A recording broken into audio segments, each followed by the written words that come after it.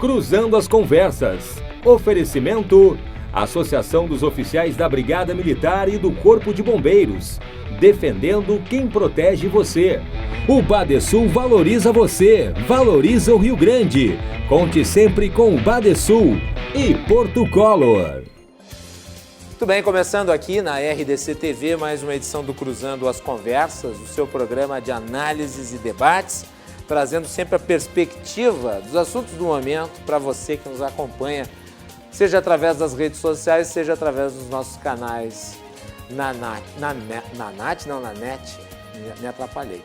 Cruzando as Conversas, você pode assistir pelos canais 24 e 524 da Claro Net TV e pelas redes sociais, em todas as plataformas, Facebook, Twitter, Instagram, YouTube. Não deixe de acompanhar o nosso programa também através do formato de podcast que já está disponível no nosso site, rdctv.com.br. Você clica lá na aba Podcasts e tem acesso ao nosso programa na íntegra. Terminou o programa, está lá. E você também pode acompanhar o podcast do Cruzando as Conversas do Spotify, no Google Podcasts e nos demais agregadores. E aí você pode assistir o programa quando você quiser, quantas vezes você quiser.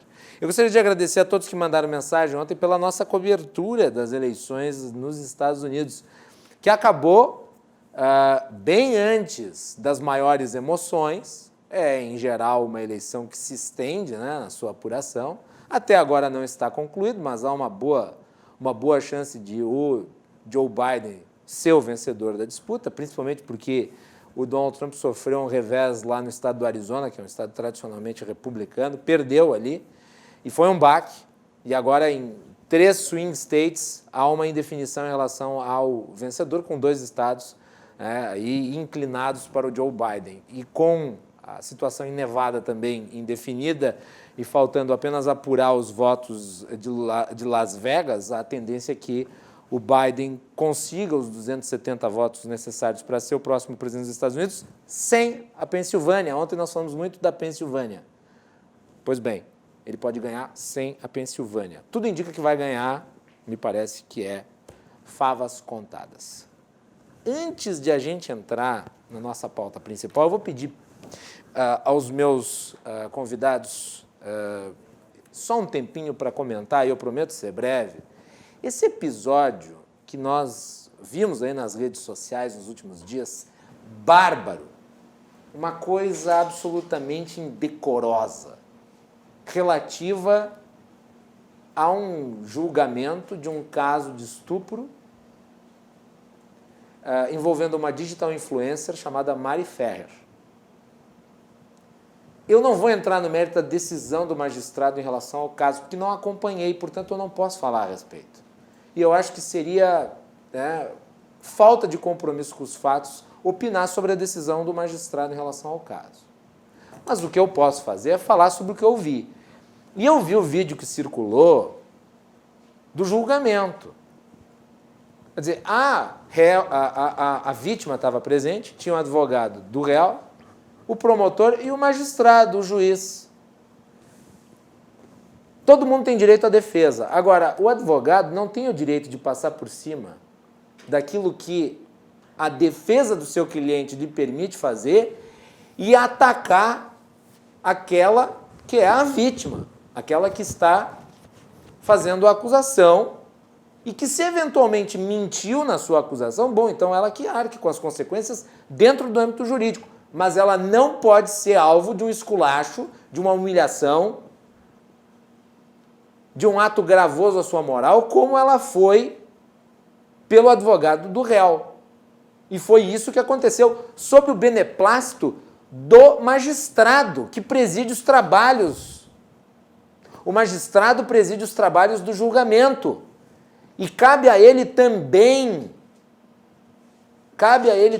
conter os excessos das partes. E ele não fez isso. Ele permitiu que a garota fosse humilhada. Ou seja, a vítima da violência foi vítima de um ataque moral, de ofensas baixíssimas. Foi alvo do trogloditismo de um sujeito grosseiro, mal-educado, estúpido, ignorante, machista. Eu não tenho receio de usar a palavra, quando é o caso, me parece, que se utilizou de uma argumentação para defender o seu cliente que não faz o menor sentido, expondo imagens da garota nas redes sociais, como se ela, colocando aquelas imagens nas redes sociais, estivesse convidando as pessoas a estuprá-la. O que é um absurdo. Vocês imaginem só se esse tipo de argumentação pega. O advogado de um assaltante pode dizer, bem, quem mandou o sujeito expor nas redes sociais o seu carro novo? Ele pediu para ser roubado. Então, esse tipo de argumento deveria ter sido contido pelo magistrado, pelo juiz, e as ofensas também. Então, aqui a OAB tem um dever, que é instaurar um procedimento investigatório contra esse advogado. E o CNJ, o Conselho Nacional de Justiça, também tem o dever de instaurar um procedimento investigatório contra este magistrado, pela sua, me parece inequívoca, omissão em relação a esse despautério que se viu. Não é o caso de se analisar o mérito, se havia conjunto probatório suficiente para concluir que o sujeito de fato estuprou a guria. Não é esse o caso. Isso é outro departamento. Não está centrando o mérito da decisão do magistrado. Porque, afinal de contas, pode não haver prova mesmo. E pode haver. A decisão pode estar errada, pode estar viciada, não sei. Não pretendo entrar neste pormenor. Mas o julgamento em si foi um espetáculo deprimente. E o nosso sistema acusatório não é sistema humilhatório de ninguém, de parte nenhuma. Nem do réu e muito menos da vítima, como acabou acontecendo sob as rebarbas de um magistrado que, vejam só, que homem mais preocupado. Não, mas a senhora pode tomar um copo d'água para se recompor e a gente pausa. É assim que se espera a atuação de um magistrado? Ainda mais num caso de estupro, como é aqui? Não, né? Se espera um pouco mais de humanidade, principalmente diante de um outro sujeito falando poucas e boas sobre uma garota que, obviamente, foi alvo de uma situação muito complexa, que certamente será uma marca, uma chaga na sua vida. Serão duas agora, com o beneplácito da justiça. Espero que o CNJ não seja corporativista e puna esse magistrado por essa omissão, que é gravosa. Muito bem. Nosso programa tem hoje as participações do advogado, professor da Unicinos, Everson Camargo. Professor Everson, bem-vindo, boa noite. Tudo bem? Boa noite, Guilherme. Tudo bem? Prazer estar contigo aqui novamente. É isso aí. Também aqui comigo o presidente da FAMURS, prefeito de Taquari, Maneco Hassen. Tudo bem, Maneco? Tudo bem, Guilherme. Prazer mais uma vez estar aqui no teu programa. E, por videoconferência, o prefeito de Gravataí, Marco Alba. Marco, bem-vindo. Tudo bem? Boa noite. Boa noite, Guilherme. Boa noite, doutor Everson. Boa noite, Maneco, prefeito de Taquari. Uma honra poder participar. Marco, deixa eu te perguntar, tu não tem uma luz aí ligada? Tu tá no escuro total. Será? Tá escuro. Não, tá ligado. Muito escuro? Tá bem escura a tua imagem. Tu tá num ambiente, assim, meio escuro. Bom, mas não tem problema. A gente continua o programa, o que importa é ouvi-lo. Mas apenas para te alertar aí que realmente tá bem escura a tua imagem. Então, se tu consegue uma luz, talvez seja até melhor para te aparecer. Tá. Muito bem, o nosso programa tem um oferecimento da Associação dos Oficiais da Brigada Militar, defendendo quem protege você, de Portocolor Soluções Gráficas. A Portocolor atende pelo WhatsApp, você pode ter os serviços da Portocolor na sua casa, e também de Badesul Desenvolvimento. O Badesul valoriza você, o Badesul valoriza o Rio Grande do Sul. Conte sempre com o Badesul. No programa de hoje nós vamos falar sobre a administração dos municípios, questões relativas a como eles vão lidar com problemas previdenciários, toda uma situação aí que para 2021 vai ser muito complexa e que requer atenção. Claro, nós vamos falar sobre outros desafios dos municípios, mas a ideia é nós começarmos por aí. Eu vou começar pelo Maneco, depois eu volto para o prefeito Marco Alba. Maneco, os municípios não foram incluídos na reforma previdenciária. Então, cada município vai ter que fazer a sua parte, vai ter que aprovar texto, vai ter que ver o que pode fazer, cada um dentro da sua realidade. Tu que é presidente da principal entidade municipalista do Rio Grande do Sul, como é que está vendo essa situação e como é que os prefeitos estão enfrentando isso? Primeiro fazer uma preliminar aqui, Guilherme, né, sobre não só a reforma da Previdência, mas como também é que se desenha a reforma administrativa. Isso. O primeiro problema, na nossa opinião, é ter havido a reforma sem incluir os municípios. E aí acaba acontecendo que, infelizmente, cada município tem que fazer a sua reforma e nós sabemos que a parte dos municípios tem dificuldade de poder produzir uma reforma consistente, viável, e também porque cada município acaba analisando conforme a sua realidade local e produzindo diferenças, às vezes, em municípios que são um do lado do outro.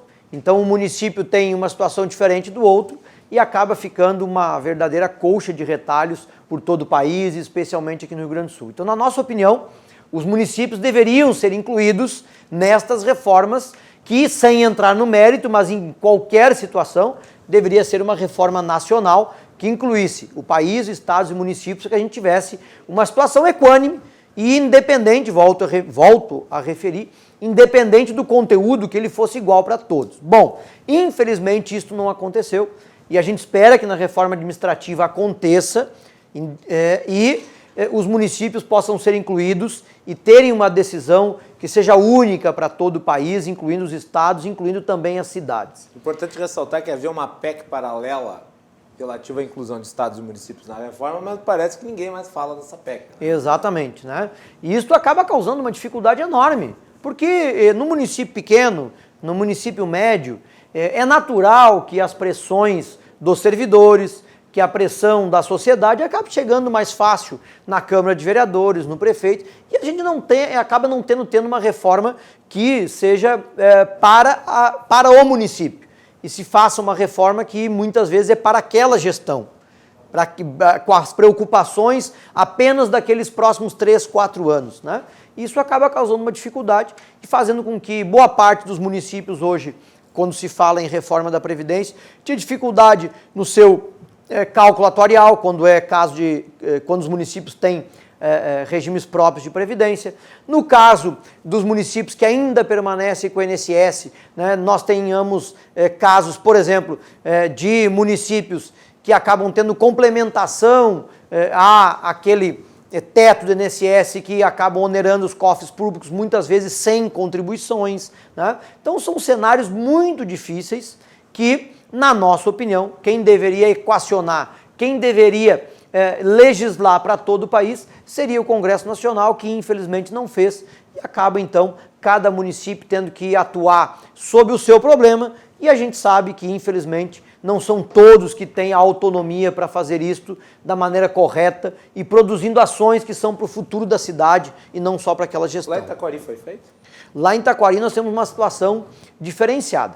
Lá nós temos regime do INSS, que continua com o regime geral. Né? Então, portanto, é uma situação ainda, entre aspas, mais confortável, mas que com uma decisão judicial que acaba abrangendo o país também, que ainda está indefinido no STF, nós temos casos de inúmeros servidores que se aposentam pelo INSS, o município acaba então afastando por conta desta aposentadoria e que a justiça manda voltar.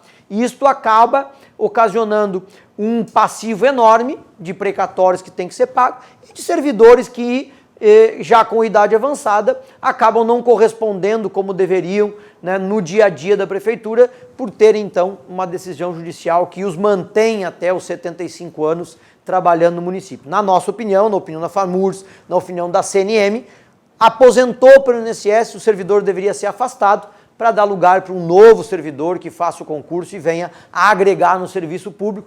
Isto ainda está indefinido no STF e nós continuamos pressionando para que o STF possa definir esta questão e, obviamente, trabalhar para que os servidores aposentados pelo regime geral sejam afastados da gestão municipal e abram lugar para um servidor novo, com novo gás, com novo conhecimento, vir a trabalhar no município. Vamos ouvir o prefeito Marco Alba. Prefeito Marco Alba. Não, eu acho que o Maneco foi muito bem, mas para acrescentar, a União é que nós somos um país federativo em que a União concentra basicamente a fiscalização e a concepção de todas as grandes demandas, e a da Previdência nós somos fiscalizados mensalmente, inclusive para aqueles que têm regime próprio, nós temos que ter a regularidade previdenciária, que é a CRP, a Certidão de Regularidade Previdenciária. E o Congresso se omitiu, como tem feito em tantos outros temas, que chega ao ponto do STF acabar, às vezes, legislando por omissão do Congresso Nacional. Foi uma covardia, não apenas com os municípios, mas principalmente pela função original do Congresso de regular matérias que são de competência da União, sim, porque nós somos fiscalizados, orientados e temos que obedecer todas as regras do Ministério da Previdência. É impossível o Ministério da Previdência controlar o sistema previdenciário brasileiro a partir de que cada município tem a sua lógica. Não há sistema que suporte esse grau de informação ou essa capacidade de resolutividade. Então, só para acrescentar, porque o Maneco foi brilhante, registrar a omissão do Congresso. O Congresso tem sido omisso em muitas coisas. A gente sempre se refere basicamente ao Código Penal, que poderia ser reformado há 40 anos atrás, né? E que até hoje não tem nada a ver com a atualidade, com o mundo real que o Brasil vive, um Código Penal de 1940. Então, eu acho que com toda a lógica das competências e as questões mais particulares de cada município, tinha que haver, sim, pelo princípio da simetria, uma regra geral, e a partir dessa regra geral, é claro que nós poderíamos ter alguma flexibilização que fosse justificadamente interessante para a questão financeira e a questão fiscal do município, mas não liberar geral como está e cada município depender de uma lógica estreita, que é a relação com a Câmara, os servidores com uma capacidade corporativa muito aguda.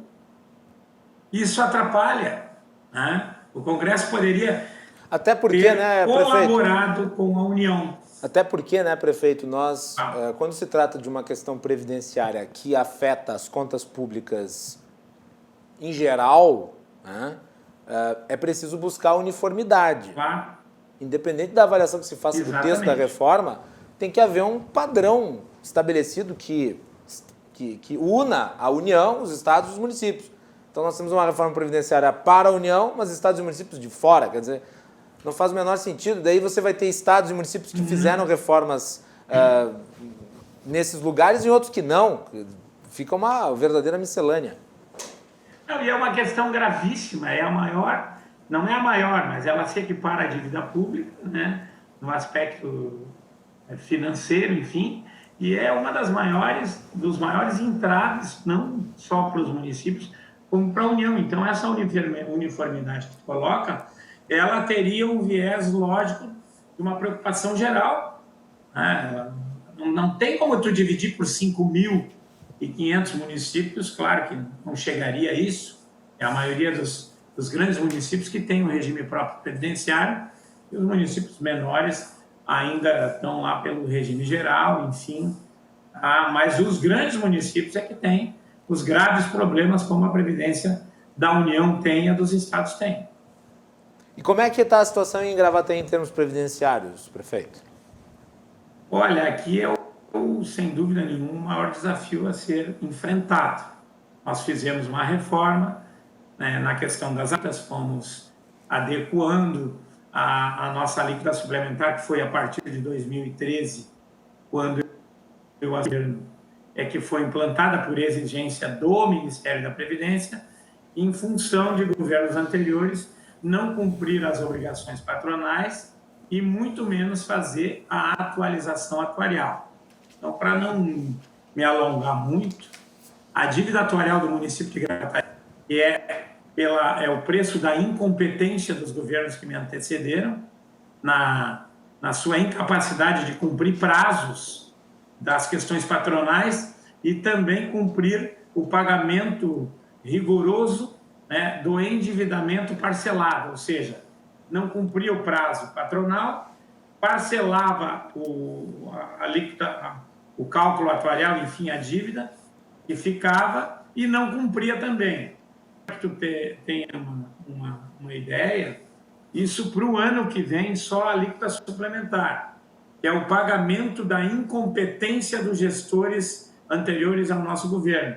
Só o ano que vem será de 80 bilhões de reais. Então, estou dando um básico. Quando nós entramos aqui, o déficit atuarial, Maneco, era em torno de 200 e alguns milhões de reais.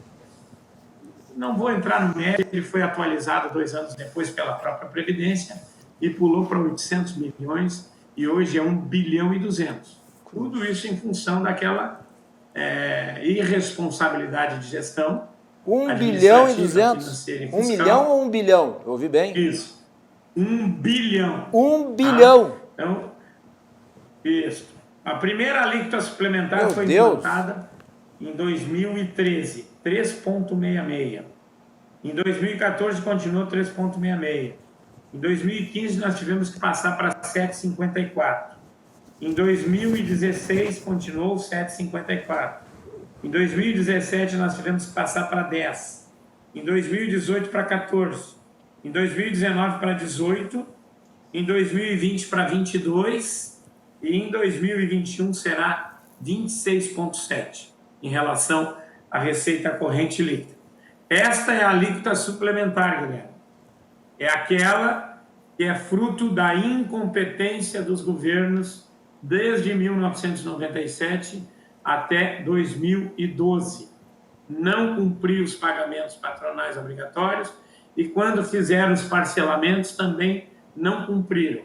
Somente o ano que vem, o prejuízo aos cofres públicos, porque se tivesse sido cumprido o prazo, né, teria uma alíquota bem menor, porque a diferença atuarial seria outra, né, porque sempre há reajuste, cada vez que há o reajuste dos salários, tu aumenta a base necessária do fundo de pensão para depois garantir a aposentadoria. Então, cada vez que há uma reposição, há uma readequação do cálculo atuarial. Tá? Então, o município de Gravataí, a partir do ano que vem, terá que pagar uma alíquota suplementar. Eu não estou falando da alíquota patronal, que hoje é 15,7. Tá? Em torno de 80 milhões por ano. Isso é insustentável se não houver uma reforma profunda, tá, com relação ao sistema previdenciário do município de Gravataí e que haverá seguramente uma pressão na corporação, porque lá o Congresso, que poderia ter igualado, principalmente na questão da idade, que já diminuiria essa tensão significativamente, vai colocar aqui o quadro de servidores e a Câmara de Vereadores, né, preocupada em ser simpática, enfim, essa pressão mais presente no teu pátio. As circunstâncias são bem mais difíceis, mas eu acredito que o próximo governo tenha, né, a capacidade de fazer esse enfrentamento, como o nosso governo fez durante os últimos 7 anos, porque no 8º, com a Lei 173, que permitiu que nós procrastinássemos o endividamento a partir de março, né? E isso tem que ser recompensado também, tem que haver uma rediscussão. Então, o próximo ano, para quem pensa que será céu de brigadeiro no aspecto fiscal financeiro e a receita, porque a alíquota suplementar sai dos recursos livres, porque os recursos vinculados em transferências, eles têm o seu destino adequado. Então, isso é do caixa da prefeitura, aquele caixa que poderia ser para reposição ou para investimentos. Né? Nós aqui, e já te devolvo a palavra, nós tivemos 4 reposições em 8 anos. Somos muito criticados, porque nós trabalhamos com a lógica do caixa. Se o caixa tem, nós, evidentemente, que damos um passo à frente. Só que essa alíquota suplementar que a gente criou, ela poderia ter sido destinada à reposição, que nós não podemos, porque ela vai para o mesmo final, ela vai para o bolso do servidor, ela está cuidando e garantindo a aposentadoria do servidor.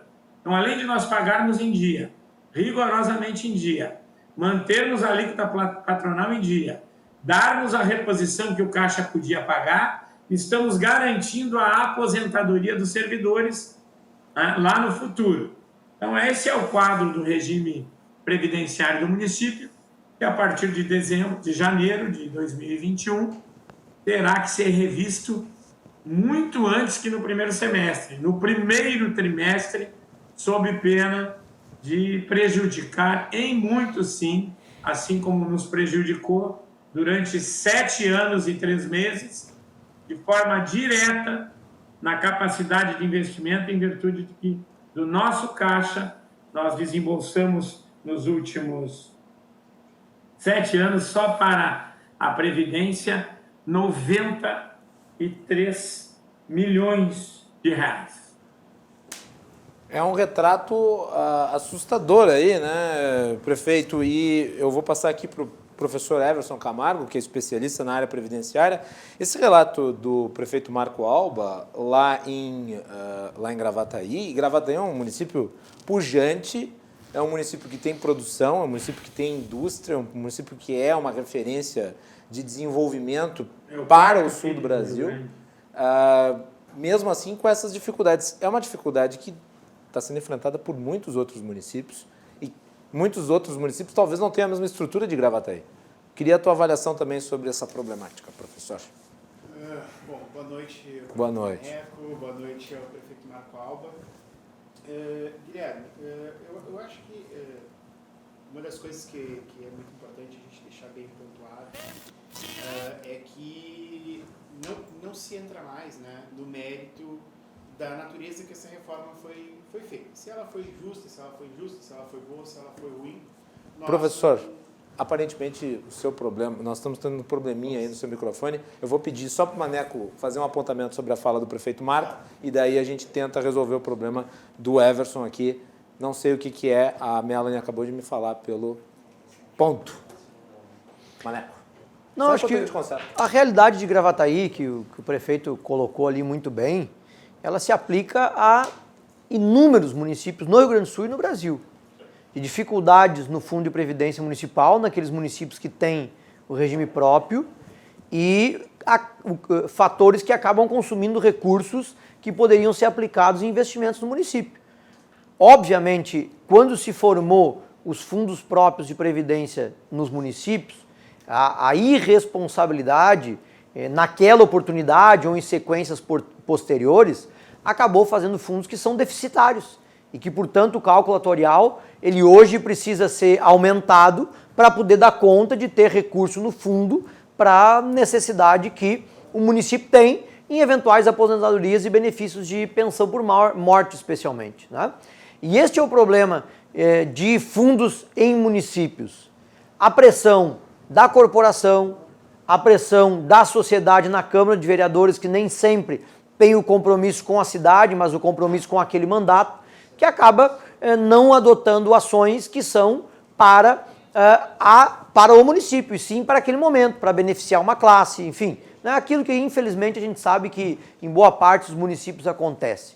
Então, por isso é que esse tipo de situação deveria ser regulada pelo Congresso Nacional e não pelas câmaras de vereadores, que às vezes estabelecem critérios que são absurdos, né? De situações de ampliação de benefícios, de valores elevados, de idades diferentes, de acúmulos, né? De coisas que o fundo depois não consegue sustentar. E por isso é que a regra deveria ser nacional e que, infelizmente, o Congresso se omitiu e acaba fazendo com que esses problemas sejam perenes para os municípios. E, claro, cada gestor que vai assumindo, conforme a cobrança, né, do Ministério Público, conforme a cobrança do próprio Ministério da Previdência, vai acabando tendo que tirar recursos do caixa para poder suprir as deficiências dos fundos. Tudo bem. Obrigado, Maneco. E vou voltar aqui com a palavra ao professor Everson. Eu peço que ele comece do zero, porque não foi possível ouvi-lo. Agora acho que está consertado. Vai lá. Vamos ver se vai funcionar agora então, aos poucos. Vou cumprimentar novamente os meus colegas prefeitos que estão aqui presentes hoje.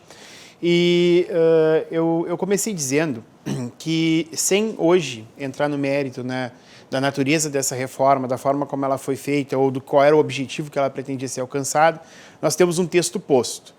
E o nosso grande problema no Brasil, né, e é um dos problemas, acho que pontuais, é que nós temos uma capacidade legislativa quase que voraz, né, numa premência de resolver problemas que vão se acumulando ao longo do tempo, e naturalmente isso resulta na tentativa de se criar textos legislativos que tenham uma determinada urgência, uma determinada pressa, e muitas vezes que resultam em problemas técnicos que acabam remetendo para dificuldades posteriores, que é uma das situações que a gente tem com a reforma previdenciária que nós enfrentamos aí através da emenda constitucional 103. O outro problema que eu vejo é que é o problema da legislação criada para ser recortada. Né? Aquela proposta de reforma que é feita com aquelas contrapartidas, aquelas negociações, e quando se percebe que a reforma não vai avançar, que ela está entravada, se retira situações do texto. E esse foi o aspecto que levou, né, a retirar do texto da reforma os municípios e os estados, gerando essa dificuldade. Guilherme, um dos pontos que eu acho que é muito importante, né, que a gente precisa deixar muito claro, é que estados e municípios, quando a gente fala em regimes próprios, né, regimes de estados e municípios, nós estamos falando em uma base de financiamento menor, ainda que nós estejamos falando de um grupo fechado. Quando a gente fala em regime geral, quando a gente fala em INSS, nós falamos em financiamento que vem de diversos caminhos. Vem financiamento lá do recolhimento de imposto, vem financiamento lá do concurso de Mega Sena, vem financiamento da alíquota patronal, vem financiamento da alíquota de trabalhadores em 5 categorias diferentes. Mas quando a gente fala em regime próprio, nós falamos, na verdade, apenas de servidores públicos efetivos, ativos e inativos. E o sistema, ele se retroalimenta, ele se financia a partir daqueles que fazem parte dele. Então, nós temos recolhimento previdenciário feito com base na contribuição desses servidores ativos e contramedida, contraprestação que é feita pelos municípios, pelo Estado, a partir daquilo que ele recolhe. E essa conta, ela tem uma tendência natural, especialmente com essa mudança de curva etária que a gente tem no Brasil, uma tendência natural de gerar uma situação deficitária. A partir do momento que a gente observa a máquina pública tendo que reduzir suas estruturas, né? A partir do momento que a gente enxerga menos número de servidores que ingressam na ativa no serviço público, e nós temos um crescente de inativos que vão se aposentando ao longo do tempo, mantendo o pagamento desses benefícios, e não é a viúva, não é a pensão por morte, é o servidor ainda inativo que permanece, né, recebendo esses recursos, e nós vamos perceber que, em dado momento, essa conta começa a não fechar. E esse, para mim, é o grande desafio que se tem no regime especialmente em municípios onde o âmbito do município é menor. Nós olhamos Porto Alegre como um parâmetro, mas se nós vamos buscar municípios menores, nós temos municípios no Rio Grande do Sul, cujo quadro de servidores, se nós fizermos um jogo de inativos versus ativos, nós vamos perceber que, em tese, tem mais dinheiro saindo do que dinheiro entrando em arrecadação. Em tese, na verdade, não, porque na prática, efetivamente, é isso. E o prefeito Marco Alba coloca essa questão do déficit de Gravataí, que não é uma ilusão. Na verdade, infelizmente, é a matemática. E nesse aspecto não tem muito que se possa fazer a respeito. Aqui a questão nem é discussão o cálculo está certo, o cálculo está errado, como se teve na reforma da Previdência, né, do INSS, se o rombo existe ou não existe. Aqui realmente, matematicamente, essa conta ela tem uma certa dificuldade. O grande problema é que esta relação ela é uma relação longa. O indivíduo ele entra no regime próprio com um determinado modelo, né, e ele vai se arrastar naquele regime próprio por 35 anos, a 40 anos, vai se aposentar, vai seguir nesse regime recebendo a partir dele. Independente das reformas. Independente das reformas que sejam feitas ao longo do caminho, porque diferente do que acontece em regra com as situações relacionadas ao regime geral da Previdência, o INSS, onde a gente faz reforma, faz transição e faz alteração, normalmente as alterações estatutárias são para preservar né, o indivíduo que já entrou naquele concurso anterior. E vide a própria reforma aqui do Estado, né, que acabou fazendo aquele marco ali dos servidores que ingressantes após tal data que passam a ter realmente ser atingidos por esse modelo. Então, muitas vezes a gente vê assim, aquela pressão, não, tem que cortar esses privilégios, esses benefícios. Bom, eles têm que ser reduzidos porque, de fato, eles não fecham na conta. Mas as pessoas precisam ter consciência que eles vão apresentar resultados, e esse é o desafio dos prefeitos, vão apresentar resultados daqui a 20 anos. Essa matemática ela vai reduzir aos poucos, mas ela não vai suprir esses servidores que vão se aposentar. Tá? Então, é um desafio matemático extraordinário. Mas, ao mesmo tempo, também não houve uma facilitação por parte da proposta de reforma. Por quê? A partir do momento em que ela, na verdade, nos coloca diante de um contexto absolutamente surreal. Ela tira os estados e os municípios de dentro da reforma, no texto, e depois ela coloca lá no artigo 40, lá o parágrafo 22, e diz, olha, mas lei complementar, que virá depois, e quando se trata de Constituição, lei complementar é quase que nem a história sem fim, né? Virá um dia, quem sabe, irá regular quais serão os parâmetros mínimos para dar uma isonomia para vocês. Então, na verdade, é assim, ó, vocês não estão aqui dentro, mas a gente ainda pode fazer uma lei para dizer que vocês vão ter que, pelo menos, observar essa situação mínima aqui. E não diz o que vai ser. E não diz o que vai ser, diz só que são critérios relacionados à fiscalização, definição de equilíbrio atuarial e afins, e não estabelece prazo nenhum para nenhuma circunstância. Então, realmente, a fala do prefeito Maneco, do prefeito Marco Alba, é uma fala que eu já tive a experiência de um enfrentamento complexo, que é a pessoa vir para mim e dizer, olha, eu queria saber se eu posso me aposentar, a gente vai olhar, tem um regime próprio. Casualmente, era o regime, vou até falar o município, era São Leopoldo. Estamos examinando lá a situação e aí encontra-se essa disparidade. No regime geral já não existe mais determinados modelos de aposentadoria, no regime próprio ficou. E a discussão era essa. Era uma servidora que tinha um tempo de regime geral e um tempo de regime próprio, querendo saber em qual situação ela estaria melhor colocada para aproveitar os tempos de contribuição nas situações ali de contagem recíproca de tempo de contribuição, que é outro problema. Porque o ajuste efetivo, né, que é a compensação entre os regimes que se daria a partir do momento que o indivíduo trabalha, contribui para o INSS e ele ingressa como servidor público no município, ele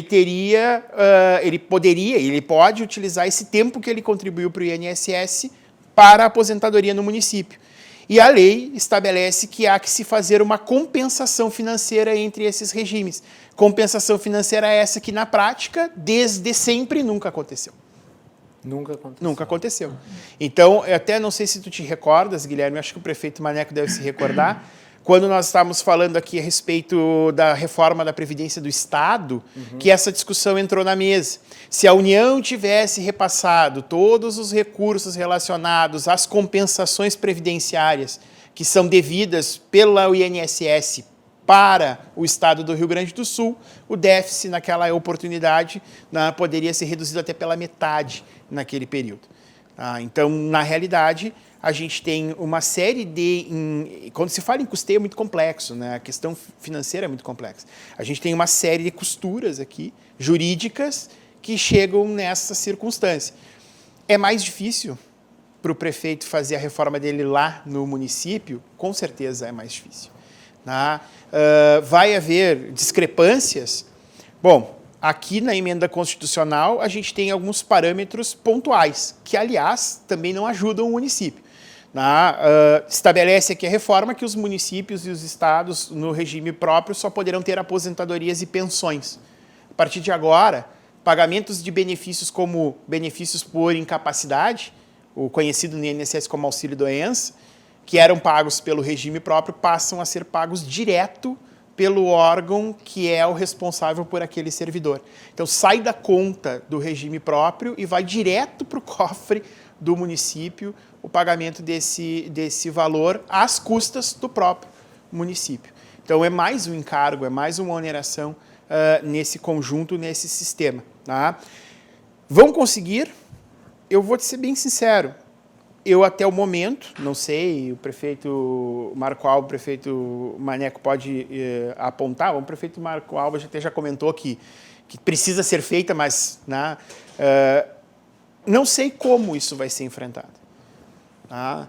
Porque nós temos aqui um desafio que é um desafio antipático, realmente antipático. Tá?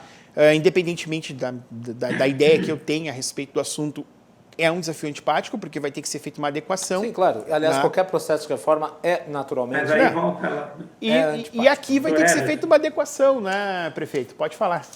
Prefeito Marco. Não, vou aproveitar uma colocação que Vossa Excelência fez, que a questão é matemática, aritmética.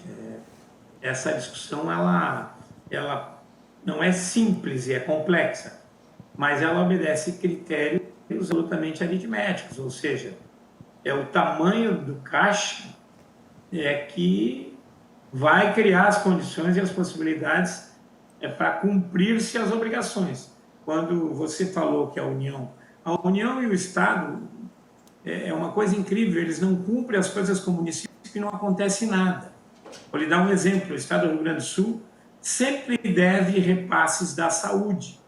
Quando eu não recebo repasse, eu sou obrigado a usar o meu caixa para cobrir, né, a falta de repasse do Estado. Quando a União não me repassa, a mesma coisa eu tenho que cumprir, porque senão eu cumpro as condições de prestar um serviço razoável.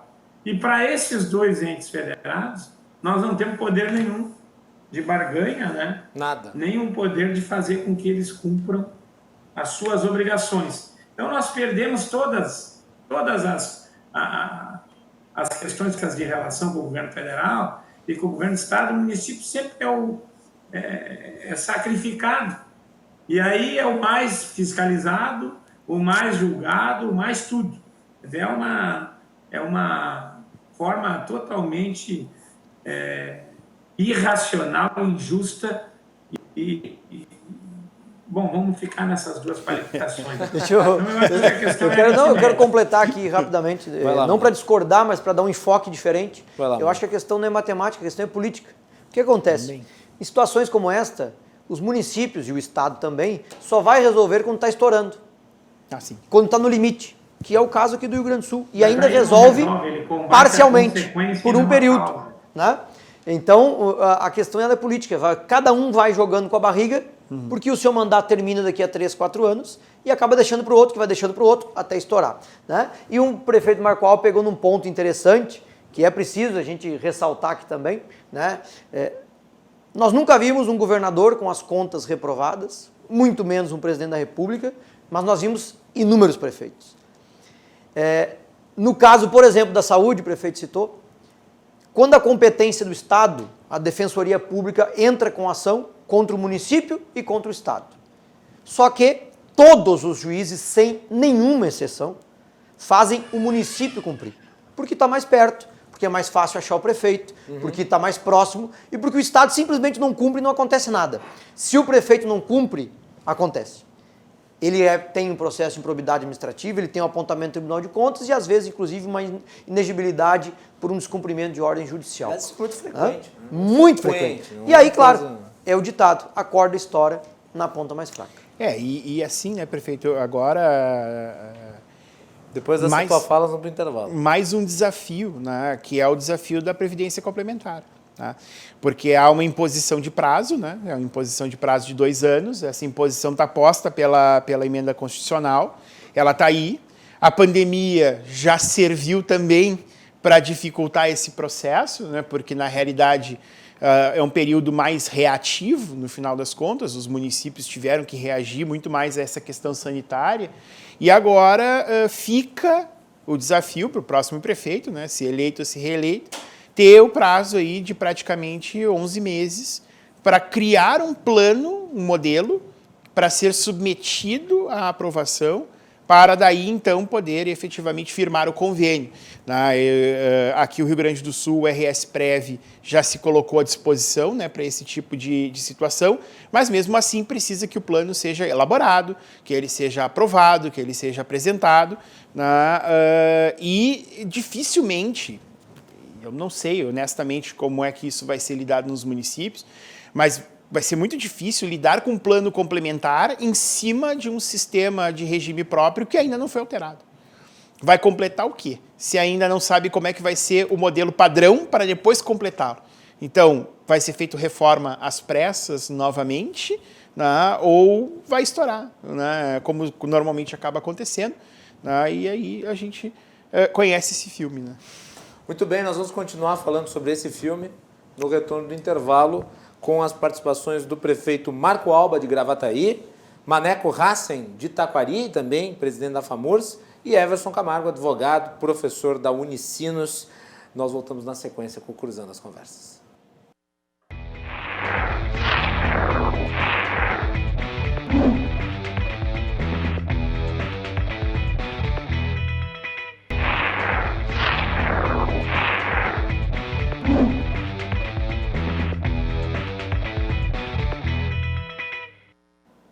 Voltamos para o segundo bloco do Cruzando as Conversas. Temos as participações hoje do prefeito de Gravataí, Marco Alba, do prefeito de Taquari, presidente da FAMURS, Maneco Hassen, e também de Everson Camargo, que é advogado, professor da Unicinos.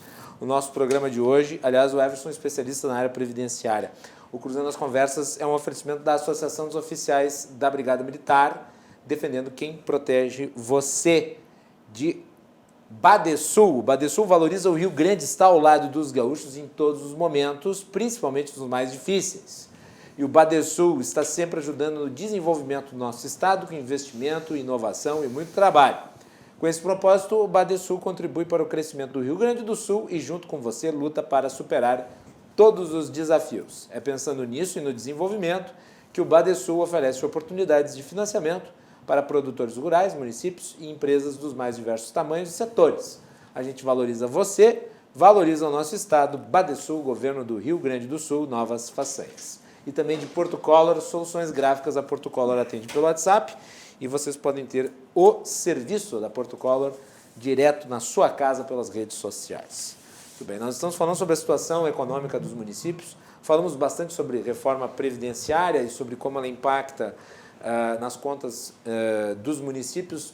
2021, vou entrar nesse tema agora, acho que tem tudo a ver, tende a ser um ano muito complicado na questão das receitas e também, obviamente, na execução do orçamento, né? Não teremos aí os repasses federais que foram feitos ao longo de 2020.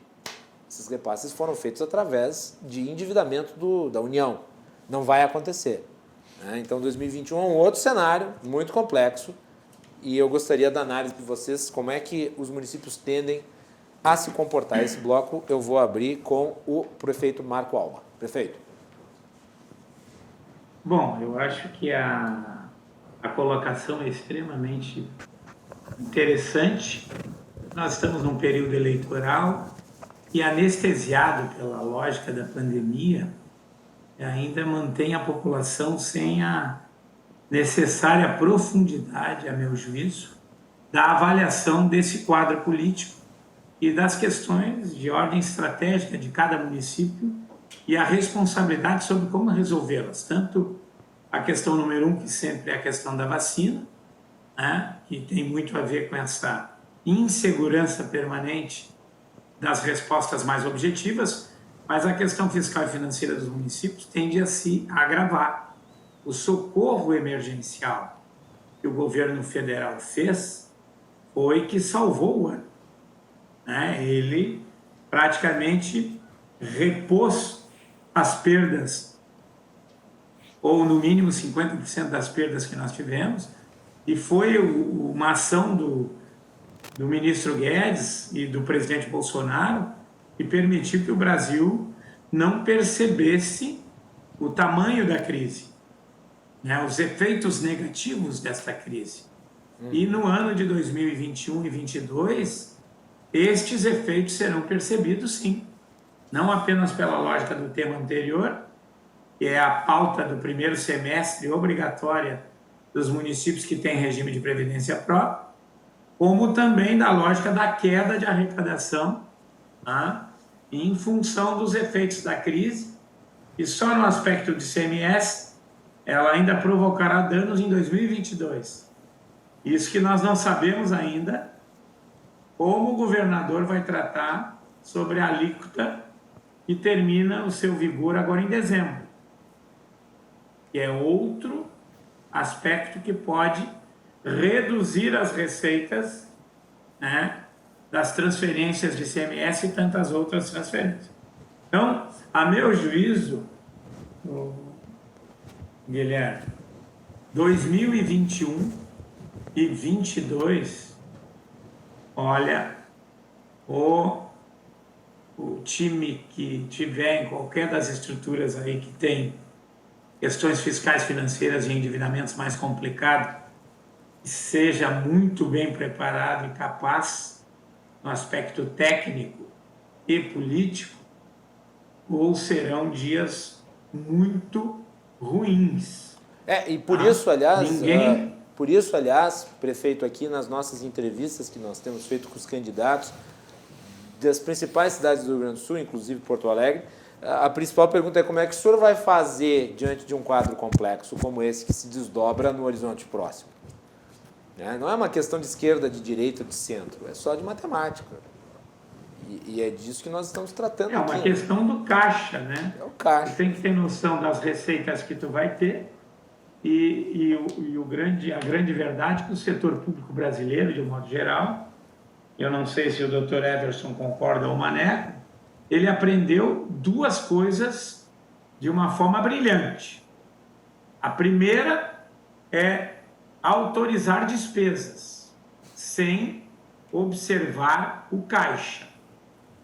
E a segunda é, durante a crise, ele vai lá e bota a mão no bolso do contribuinte para tentar recuperar a capacidade do caixa para cobrir o déficit da irresponsabilidade de administrar pela demanda e não pela capacidade real do caixa, né? E isso é um princípio básico que nos lares de todos os cidadãos e na vida individual de qualquer um, tu pode gastar, obviamente, aquilo que arrecada. Para as pessoas físicas, o limite vai até 35%, e uma coisa extremamente esquizofrênica deste país, embora a lei de responsabilidade fiscal seja um dos maiores avanços da lógica de exigência de gestão qualificada fiscal e administrativa e financeira, ela permite que o ente público possa se endividar em até 120% da sua receita corrente líquida. Quem se endivida 120% da sua receita corrente que se recupera? Ninguém. Só por milagre. Né? É verdade. Professor Everson.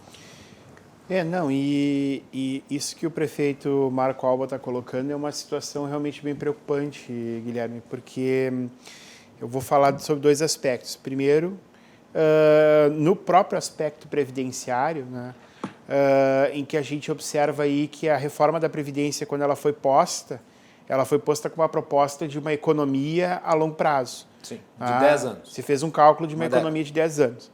Se estimou aí, com o texto final da reforma, 54 bilhões de economia em 10 anos.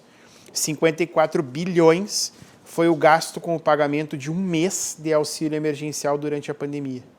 Sim, ao longo do ano de 2020, o custo de manter o auxílio foi quase proporcional ao valor da economia da reforma previdenciária ao longo de 10 anos. Na prática, nós engolimos a reforma da Previdência. Que não é uma economia. Não. Que não é, exatamente. É uma diminuição do déficit. E assim, prefeito, na minha atuação, né, principalmente por eu atuar na área previdenciária e na área trabalhista e por estar ligado a entidades que representam alguns segmentos, né, de atividade econômica, principalmente clubes sociais e profissionais de eventos, eu acompanhei de perto toda essa transmutação legislativa. Eu tenho o diário oficial da União no meu celular e recebo notificações. Eu ia dormir às 11h30 da noite lendo decreto municipal, decreto estadual. E o que a gente observa é que 2020 foi feito um enfrentamento de uma incerteza, mas baseada em uma certeza. Nós tínhamos um decreto e temos um decreto legislativo de estado de calamidade, nós temos um decreto estadual nas mesmas circunstâncias e a possibilidade de trabalhar no âmbito federal com algumas legislações alternativas, ainda que seja questionável algumas situações e que com a vantagem de outras. Mas o problema agora, Guilherme, prefeito Maneco e prefeito Marco, primeiro lugar, o que vai acontecer em janeiro de 2021. Tá? Lembrando que os próximos prefeitos vão ter pouquíssimo tempo de transição. Né? Não, e a pergunta é a seguinte: vai ser renovado, por exemplo, um decreto de calamidade? Porque isso influencia diretamente na forma como vai ser conduzida a situação. E o Rodrigo Maia disse que não vai. Nessas circunstâncias. Não vai ter renovação. Bom, o decreto estadual não está atrelado ao federal. Mas eu estou falando do federal, que o federal que gera dinheiro. Um eventual incentivo do governo federal está atrelado ao decreto nacional. Porque o que acontece? A lei de responsabilidade fiscal ela estabelece que quando você tem calamidade pública autorizada pelo Congresso Nacional, sim, você pode não cumprir a meta. Mas aí é a pergunta. Não será assim, vai ter Veja que cumprir bem, meta. Acompanhe. Eu vou pegar pelo governo federal e não é uma questão partidária, é uma questão técnica. O governo federal apresentou uma situação lá no campo das relações de trabalho e depois deu para trás na desoneração. Na hora de fazer a desoneração ali da folha de pagamento, ele deu para trás. Agora, o Congresso hoje derrubou o veto.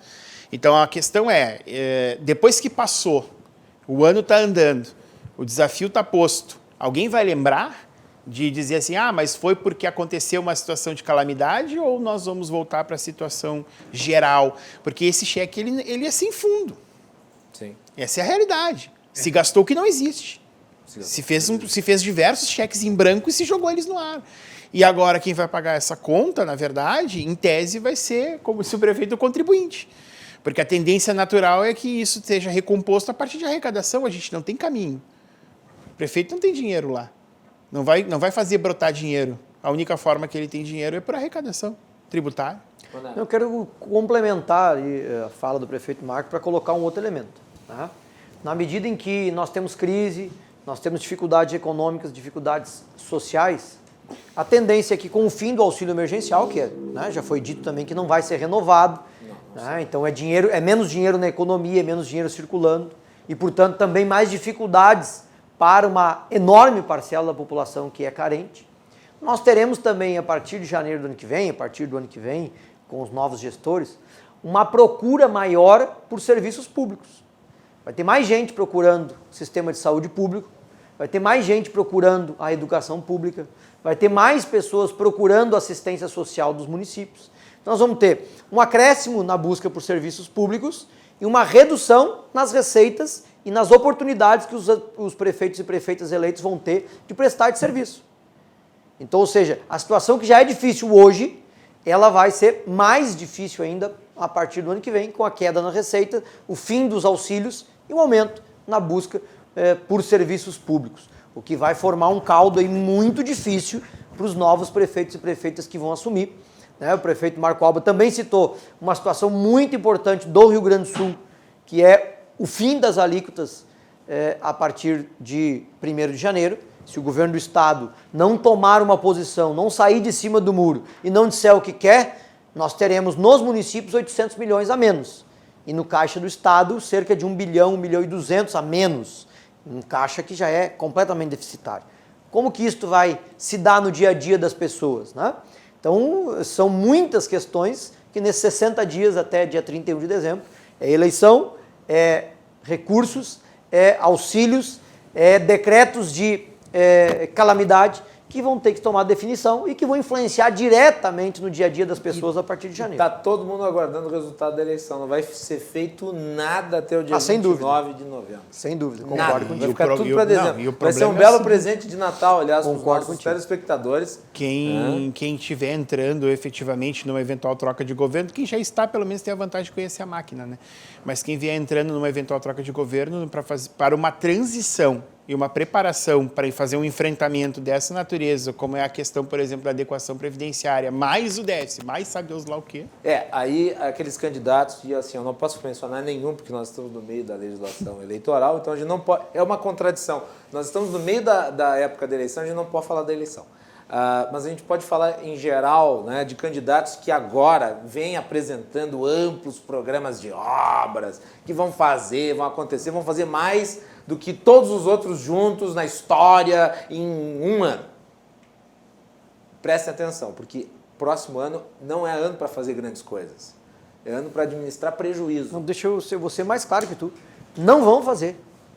Eu tenho dado inúmeras entrevistas por todo o Estado e tenho dito que esta eleição é a que nós temos que ter a maior responsabilidade das últimas décadas. Porque não há espaço para salvador da pátria, não há espaço para quem faz propostas sem dizer de onde vai vir o dinheiro, porque não terá dinheiro. Tá? Então é uma eleição que nós temos que escolher gestores, prefeitos e prefeitas que discursem e trabalhem com muita responsabilidade. O prefeito Marco Albo já falou, e ele está corretíssimo, a crise não será só agora e nem só em 2021. Os reflexos nas perdas do ICMS, por exemplo, virão até 2022, porque o reflexo no município sempre 2 anos depois. Tá? Então, ou seja, é hora de gestores responsáveis, gestores com o pé no chão e gestores comprometidos com a sua cidade, com fazer aquilo que é o mais importante para a sua população e não para a sua agremiação e para aqueles, né, que ele eventualmente prometeu isto ou aquilo. Eu vou fazer uma rodada, porque eu acho que o Maneco trouxe um ponto importantíssimo sobre um assunto do Estado que vai influenciar muitos municípios. Ele tocou aqui o ICMS, as alíquotas, o governador agora ficou nessa, porque a proposta de reforma tributária foi rechaçada pela Assembleia Legislativa. E eu gostaria da análise de vocês três sobre isso, impacto nos municípios. Vou começar pelo prefeito Marco Alba. Prefeito, aí em Gravataí nós tivemos o episódio do Mercado Livre que saiu por causa da questão tributária do Estado. Como é que tu vê isso? Acha que é o momento de manter as alíquotas? Existe alguma alternativa? Olhando pela crise, olhando pela perspectiva de futuro, né, de alguma estabilidade, até mesmo em números, a meu juízo, o governador não tem outra saída que não seja propor a manutenção das alíquotas vigentes. Né? Isso é prudência, se a Assembleia se preocupar realmente com o Rio Grande e com os municípios, né, não vai provocar uma redução da receita. Se a receita existe hoje já não é suficiente para cumprir as obrigações, e olha que algumas coisas nunca são faladas, os insumos, os serviços aumentam, como disse o Mané, mas há um acréscimo nos insumos e no equilíbrio dos contratuais bem superior, às vezes, à nossa inflação. Então, é muito difícil a Receita superar as necessidades básicas e aquelas que são compromissos corriqueiros da administração pública. Mas vamos para a questão mais de ordem prática. Para o município de Gravataí, se houver qualquer mudança da alíquota, nós teremos uma redução de 18 milhões de reais para o ano de 2021. Isso é muita grana. Tá? Então, eu não acredito que o governador não faça a tentativa da manutenção, porque até o estado do Rio Grande do Sul, né, que tem dificuldades tremendas históricas, não buscou outras alternativas estruturais que pudessem mudar radicalmente as suas condições financeiras para estabilizar ou continuar prestando serviços nas mesmas qualidades de hoje, que não tem conseguido melhorar. Então, é muito delicado, baseado no bloco que nós vimos conversando. Quanto ao Mercado Livre, eu vou dar uma notícia aqui para ti, para o Guilherme, para o Maneco, para o Dr. Emerson. Gravataí, apesar das dificuldades nos últimos 8 anos, recebeu mais de 2 bilhões de reais de investimentos. Tivemos aqui a GLP, que é a Global Logística, a IAP, que está lá, a Lojas Web, a Van, o Zafari, o Stock Center, o Zafari agora aqui de Porto Alegre, que também começou, vai investir aqui alguns milhões de reais. A última que anunciou investimentos em Gravataí é a Log Logística, um grupo mineiro que vai investir 60 milhões de reais. A única que foi embora foi a Mercado Livre, porque, infelizmente, ela precisou de uma negociação com o governo do Estado. Todas as outras empresas e nós estamos, Guilherme, entre as 100 melhores cidades do Brasil que se procuram para investir. Então, o único investimento que nós perdemos foi o da Mercado Livre, porque o governo do Estado foi incompetente. Ele deixou no escaninho lá da Secretaria da Fazenda, ninguém entendeu por que até hoje. Tamanha irresponsabilidade do governador em mandar embora 500 empregos, depois de praticamente alugado o prédio, e muitos destes trabalhadores já contratados. Então, tudo que não dependeu do governo do Estado trouxe para Gravataí um montante de investimentos na ordem de 2 bilhões de reais. Muito bem. Gostaria de ouvir também o professor Everson em relação a essa questão do ICMS. Dá para fazer alguma coisa, professor? Olha, Guilherme, é assim, ó, como contribuinte... O governador está entre a cruz e a espada, né? E assim... Mas o contribuinte também. Como contribuinte, eu te diria que eu venho desde a época do governo Sartori esperando aquela alíquota que seria provisória e que depois aliviaria na sequência, mas não aconteceu.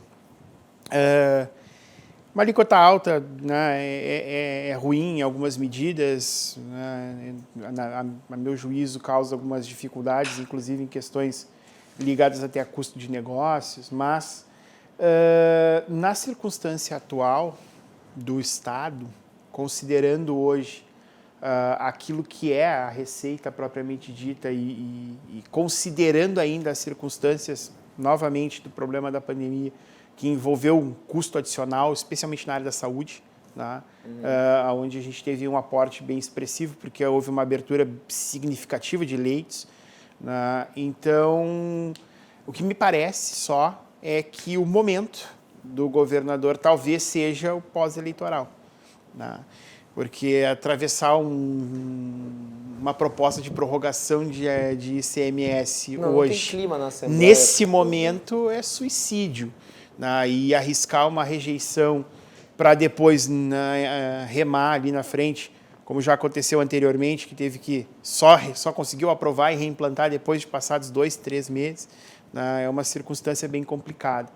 Mas infelizmente, o nosso contexto e essa situação de dificuldade é pontual. Eu acredito honestamente que 2021, de fato, será muito pior que 2020. Tá? Porque 2020 a gente teve aportes, 2020 a gente teve um auxílio emergencial para a população mais desassistida. Nós tivemos situações de aumento de renda, né, Guilherme? Nós tivemos pessoas que saíram de R$205 no Bolsa Família para R$600 por mês. A pessoa teve um acréscimo de renda, teve um acréscimo de gasto, teve a possibilidade de ter mais consumo. Né? E o fechamento de determinados estabelecimentos fez com que esses estabelecimentos tivessem as suas despesas, evidentemente, mas houve uma redução, uma retração. O nosso problema agora vai ser enfrentar 2021 funcionando pela metade. Isso. Porque é isso que vai acontecer. 2021 vai ser um ano pela metade. Nós vamos estar tentando voltar a pleno, né, com ainda, em alguns setores econômicos, a população ainda se retraindo diante de determinados riscos. Hoje eu vi uma matéria que diz que mais de 50% dos porto-alegrenses ainda não se deslocam para o trabalho, desde que a pandemia começou, ou seja, permaneceram em teletrabalho. E esse não deslocamento, metade da população que trabalha de Porto Alegre está ficando em casa para trabalhar de casa. Isso impacta em consumo de combustível, isso impacta no transporte público e dali se tem arrecadação tributária. Então, o que vai ser? As aulas, o Estado investiu no retorno das aulas e as pessoas não foram. E as escolas abriram, e o custo está lá.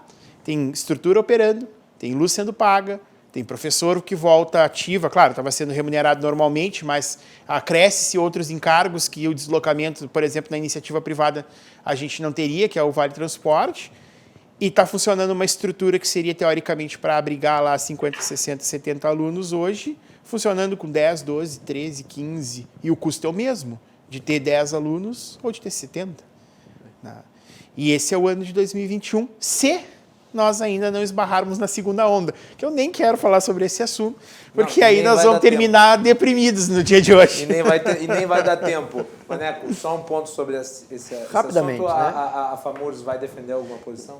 Primeiro, lembrar que esta alíquota foi mantida no atual percentual a pedido do próprio governador, quando venceu as eleições no final do mandato passado. Então, portanto, o governador já sabia, porque foi a pedido dele, que no dia 31 de dezembro deste ano essas alíquotas iriam vencer. Passados quase 2 anos do governo, ele simplesmente ignorou a questão e traz uma reforma tributária, que é algo complexo, que é algo difícil de ser equacionado, não é à toa que os outros governos não conseguiram fazer, traz a proposta aos 45 do segundo tempo durante o período eleitoral. Ou seja, qualquer um sabia que não ia dar certo. Né? Então agora não tem reforma tributária e tem um problema. E nós, na FAMURS, depois de um bom debate, na nossa opinião, quem tem que resolver este problema é o governador. Não sou eu, não é a FAMURS, não é a Assembleia Legislativa. É o governador que tem que dizer, a minha proposta é esta. E aí a Assembleia vai avaliar e nós, enquanto sociedade, dizer se nós concordamos ou não. Agora, nós não podemos assumir uma responsabilidade que é do governador e que ele tem que assumir. Ele não pode terceirizar esta responsabilidade. Então, até agora, ele não disse o que vai fazer. E nós vamos aguardar ele dizer o que ele vai fazer. Se ele quer renovar, se ele quer apresentar uma nova proposta alternativa ou se ele quer deixar as alíquotas menores, né, do que estão hoje. Então, a responsabilidade é do governador, ele foi eleito para isso, e nós vamos aguardar qual é a proposta que ele vai apresentar. Vamos ficar no aguardo, nós vamos comentar aqui no programa. Eu gostaria de agradecer muito as participações dos convidados na edição de hoje. Acabamos nos estendendo um pouquinho aqui do tempo, mas certamente foi muito produtivo. Temos 5 minutos aí para as despedidas. Meu querido amigo prefeito Marco Alba, obrigado novamente pela participação. Eu agradeço, Guilherme, o convite, saúdo o Maneco e o Dr. Everson.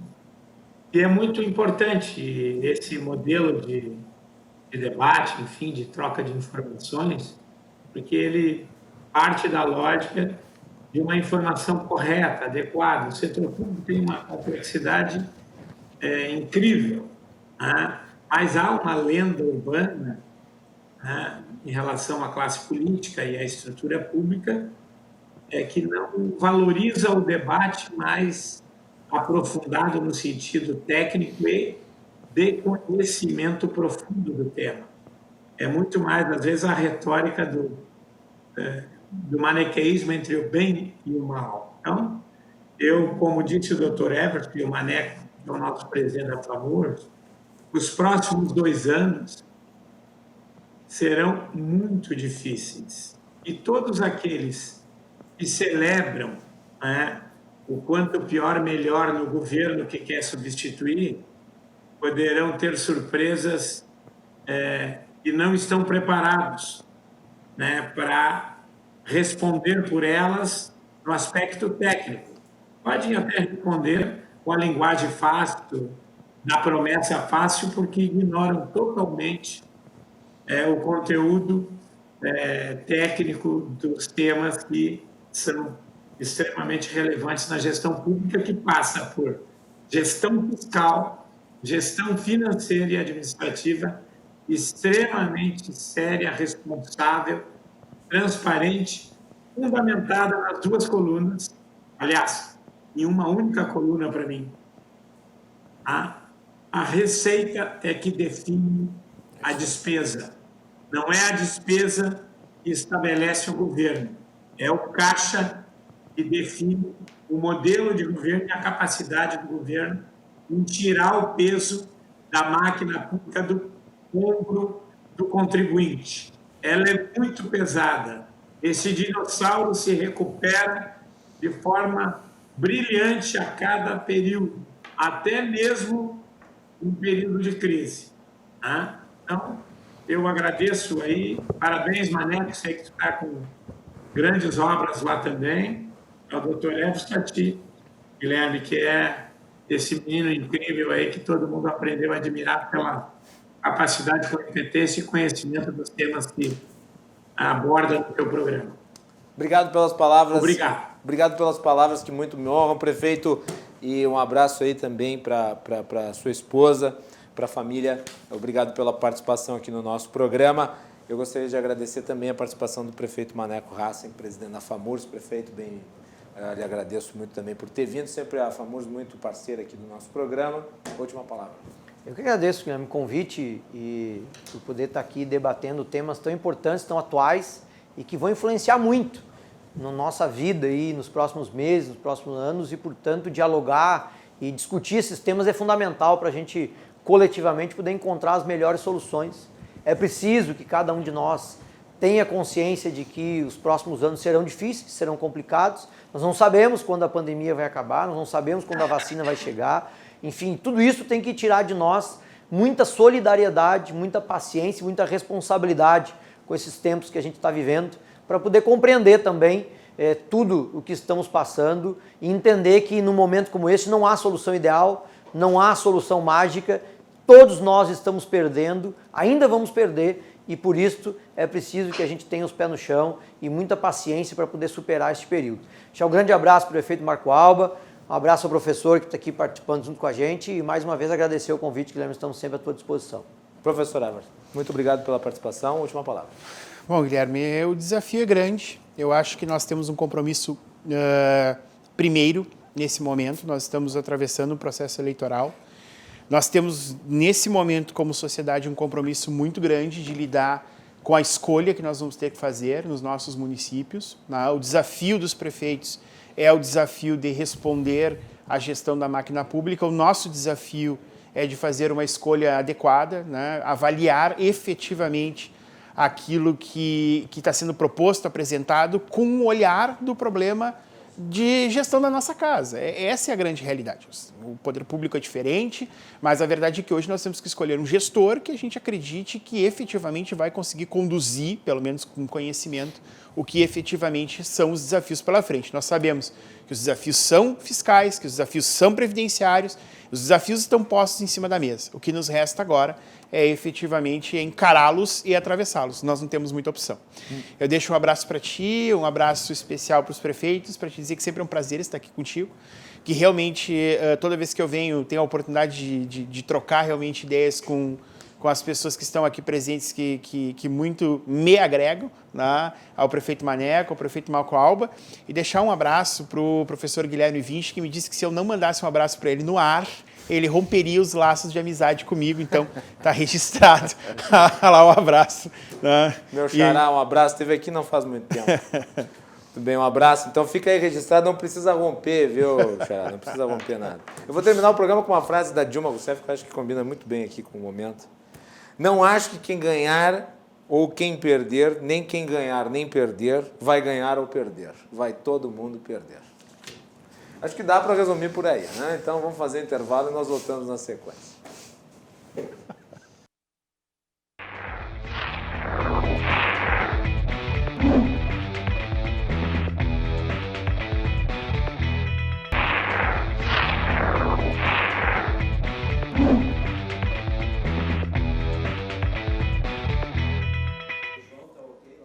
Estamos de volta aqui com o Cruzando as Conversas, o nosso programa de análises e debates. O Cruzando as Conversas sempre no ar a partir das 22h15, trazendo para vocês os assuntos do momento que impactam na vida dos nossos telespectadores. Agradecer o volume expressivo de mensagens aí que nós recebemos ao longo do programa e a todos pela audiência. Nosso programa você pode também acompanhar através do podcast. Não esqueça o podcast do Cruzando as Conversas, disponível no Spotify, no Google Podcast e nos demais agregadores. O Cruzando as Conversas é um oferecimento de Badesul, que valoriza você. O Badesul valoriza o Rio Grande do Sul. Conte sempre com o Badesul. Também da Azof BM, que é a Associação dos Oficiais da Brigada Militar e do Corpo de Bombeiros, defendendo quem protege você. E Portocolor Soluções Gráficas. A Portocolor atende pelo WhatsApp e você pode ter os serviços da Portocolor na sua casa. De Brasília, João Carlos Silva, os bastidores do poder. João, bem-vindo, boa noite. Boa noite, Macauós, telespectadores. Muito bem. João Carlos Silva, vamos falar um pouquinho ainda sobre a eleição americana, que caminha para o fim. Biden praticamente confirma a vitória, apesar de ainda não ter sido feito nenhum anúncio em caráter oficial. Até agora ele computa 264 votos no colégio eleitoral, Donald Trump tem 214. Ontem, quando nós estávamos falando aqui, havia um clima pró-Trump. Quer dizer, o Trump tinha vencido em Ohio, tinha vencido na Flórida e até se imaginava que ele tenderia a levar a eleição ainda na madrugada de ontem. De manhã, entretanto, as coisas começaram a mudar e os swing states do norte, lá perto da área dos Grandes Lagos, se reverteram pró-Biden e houve uma derrota inesperada do Trump no Arizona, que é um estado tradicionalmente republicano, mas que é o estado de origem do John McCain, herói de guerra, ex-candidato a presidente dos Estados Unidos, ex-senador pelo Arizona, falecido, um homem muito respeitado, um dos políticos mais probos dos Estados Unidos, republicano conservador, com quem Donald Trump não se dava. Construiu-se, então, um cenário inverso no qual o Donald Trump vai caminhando para ser derrotado. Eu lhe pergunto, depois de ter feito esse introito longo e exaustivo, João, o clima no Palácio do Planalto e no Itamaraty é de velório? O clima é Biden presidente. O candidato Biden deu um carreirão nessa madrugada, no dia de hoje também, chegando a esses números espetaculares, né? O candidato a presidente da República mais votado da história dos Estados Unidos, né? 70 milhões de votos. Mais votado votos. eleitoralmente, pelo povo americano. E o colégio eleitoral... E detalhe, né, João? Seguinte, houve um volume expressivo de pessoas votando. O Donald Trump recebeu mais votos do que na eleição anterior, diga-se de passagem. Sim, com certeza. Os analistas ainda são... A eleição americana é gozada. Você tem que encerrar a eleição para saber quem ganhou. Porque é um ponto de interrogação incógnita muito grande, né? Pelo modus operandi da eleição. Agora, Joe Biden deu um registro importante do povo americano, expressivo no número de votos e os próprios delegados. Agora, o que se diz é o seguinte: será que Donald Trump vai melar a eleição? Ele vai aceitar o resultado democraticamente? Republicanamente? Esse é o detalhe. De repente, Trump pode querer melar o resultado. Aí a eleição americana já vai para a Suprema Corte. Quer dizer, aí você se aguarda um tempo para saber quem é o vencedor. Tomara a Deus que isso não ocorra. E o perdedor aceite democraticamente o resultado, cumprimentando o vencedor. Não me parece que isso vai acontecer imediatamente, né? Vamos lembrar aí o caso da eleição do George Bush na primeira eleição. Houve uma enorme disputa judicial por causa da Flórida. Levou 30 dias para se proclamar o resultado final da eleição americana. E tudo leva a crer que nós vamos ter uma situação assim. Porque o Trump vai entrar com ações para suspender as votações na Geórgia, em Wisconsin e em Michigan. Quer dizer, 3 estados importantes aí nessa disputa. Agora, exatamente. Trump não vai aceitar o resultado negativo sossegado. Não. Assim, amistosamente. Não. A gente sabe que não. Ele vai para o confronto. Ele vai pedir recontagem. Ele vai causar um tumulto aí na eleição. Porque ontem, hoje de madrugada, não me recordo, ele já disse que oficialmente era o vencedor.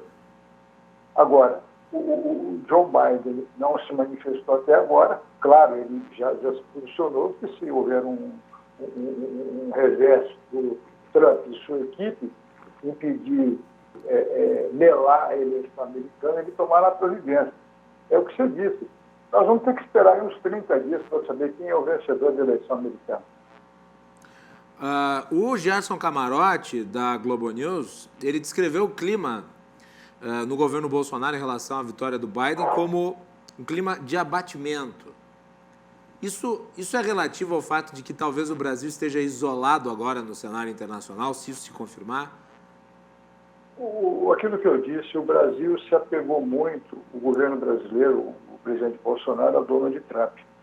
Um erro brutal, porque a relação tem que ser entre os governos, não entre as pessoas. Sim, e a posição do Eduardo Bolsonaro em forçar a barra para ser embaixador nos Estados Unidos, a ida dele à Casa Branca com Trump, reuniões, esse carimbo do governo brasileiro, de Donald Trump, com certeza, claro, eles vão ficar abatidos porque eles contavam com a reeleição do Trump. Agora, o Brasil, com a eleição de Biden, vai ter que sentar na mesa para discutir com o Biden qual que vai ser o mecanismo operacional, comercial e político que será usado para o Brasil. Tenho que ouvir o que os Estados Unidos vão dizer. Não o que nós vamos dizer. Primeiro que o Biden acho que vai puxar a orelha do Bolsonaro, né? Sim, não haverá mais aquela situação em que o governo americano é quase que um respaldador do governo brasileiro. Sim, não. Haverá Agora uma a história inclinação, mudou, né? Isso me parece fato consumado. Com Biden Pois haverá é. uma inclinação dos Estados Unidos para a posição europeia. E você tem aí uma vice-presidente de Biden extremamente preparada, altamente conhecedora do mercado exterior. Você imagina a discussão política como será numa mesa de tratativas diplomáticas entre Brasil e Estados Unidos. A diplomacia Nós já brasileira, né, João, estava naquela farra, né, de vamos lacrar e não sei o quê, aquele discurso ideológico que não combina com a linguagem diplomática. A linguagem diplomática ela é pragmática, essencialmente pragmática. Né? Não, e nós já temos um problema, né? Que ninguém se atentou ainda. Nós temos um governo com a China, um governo chinês. Isso. Vamos ter agora com os Estados Unidos. Então, os dois maiores investidores no país, no Brasil, são China e Estados Unidos. Imagina o clima. Já tem o problema da China, que o presidente Bolsonaro e alguns ministros viram e mexem e chutam a canela dos chineses, deixando arrepiados os governadores dos estados, como diz o deputado Fausto Pinato, São Paulo, que é o presidente da Frente Parlamentar Brasil-China BRIC, os governadores iam colocar a mão na cabeça quando tem um problema com a China, porque a China está investindo muito em projetos nos estados, gerando dinheiro, gerando emprego, gerando renda e desenvolvimento. Fausto Pinato, que participou agora ontem. Vai ter um problema com os Estados Unidos. Deputado Fausto Pinato participou ontem aqui do Cruzando as Conversas e falou muito sobre isso. Brilhantemente, Né? por sinal. João. Um conhecedor de mercado externo, conhecedor de diplomacia. O Brasil, o Macalossi, o Brasil vai ter, a partir do ano que vem, de sentar na mesa e fazer uma recomposição das suas questões diplomáticas. Você tem China, você tem Estados Unidos, tem que preparar um discurso novo. O presidente Bolsonaro vai ter que preparar um discurso novo para conversar com Biden. É aquele discurso Vai ter que que mexer, na minha opinião, dependendo de como as coisas se moverem, vai ter que mexer em 2 ministérios, que hoje são geradores de conflitos internacionais, que é o Ministério das Relações Exteriores, que está minado de gente que pensa mais com base em teoria conspiratória do que qualquer outra coisa, e do outro lado, o Ministério do Meio Ambiente. Exatamente. E nesse interim, tem um ministério que trabalha em silêncio, não brigando nem com China nem com os Estados Unidos, mantendo uma composição diplomática exemplar. É a ministra Tereza Cristina da Agricultura. Perfeito, com certeza. Isso Segura a peteca dos dois lados, sem causar nenhum tipo de problema em diplomacia. Auxiliando o país, inclusive em exportações e importação, fazendo com que a balança comercial e o PIB brasileiro cresçam. Isso aí. E é o que se espera de um governo. Dividendos para a nossa economia, ainda mais no momento de crise, né, João? Exatamente. Muito bem. João Carlos Silva, direto de Brasília, sempre. João, muito obrigado pela participação aqui no nosso programa. Vamos esperar, né? O resultado oficial mesmo das eleições americanas não vai sair hoje. Mas dá para dizer que o próximo presidente é Joe Biden, né? Ainda vão ter aquela melação de meio de campo, de eleição, Suprema Corte. Vai ser um balaio de gato. Vamos ver como vai ser o comportamento do presidente Trump caso venha perder as eleições. Seria aceito democraticamente ou não? Eu acho que vai ficar no campo da retórica. Acho que ele vai judicializar. Mas a tendência, em caso se confirmem os resultados de alguns dos estados-chave, e se consolide os 270, 271 votos para o Biden no colégio eleitoral, é que aos poucos o Partido Republicano se afaste do Donald Trump, né? E deixe ele falando sozinho sobre a questão da fraude. Não me parece que o Partido Republicano, que é o Great Old Party, é o partido mais antigo dos Estados Unidos, vá comprometer a sua imagem, a sua história, por algo que não tem. Pelo menos não existem elementos concretos nesse momento, existe muita retórica, mas não existe nada de concreto. E quando um presidente vem a público para colocar em xeque o sistema que o elegeu, sabe? Como aconteceu aqui no Brasil, é muito grave. Eu creio que o Partido Republicano, que é um partido importantíssimo nos Estados Unidos, o mais importante da história americana, o partido de Abraham Lincoln, né? Não se colocaria nessa posição. Vai ter o jogo da retórica agora, nos próximos 20, 30 dias, mas não creio que haverá uma ruptura institucional nos Estados Unidos. Não existe clima para isso lá. Os Estados Unidos é uma democracia consolidada, absolutamente não existe a menor margem para uma situação como essa. E os militares, meu Deus, os militares americanos isso, né? Jamais encampariam uma coisa assim. E o povo americano não aceitaria jamais isso. É isso aí.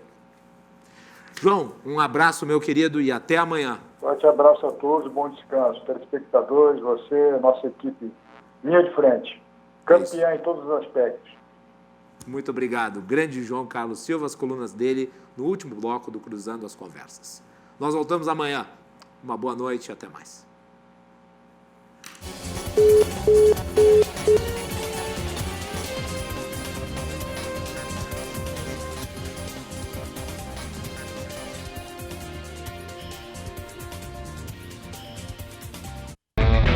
Cruzando as Conversas. Oferecimento: Associação dos Oficiais da Brigada Militar e do Corpo de Bombeiros. Defendendo quem protege você. O Badesul valoriza você, valoriza o Rio Grande. Conte sempre com o Badesul e Porto Color.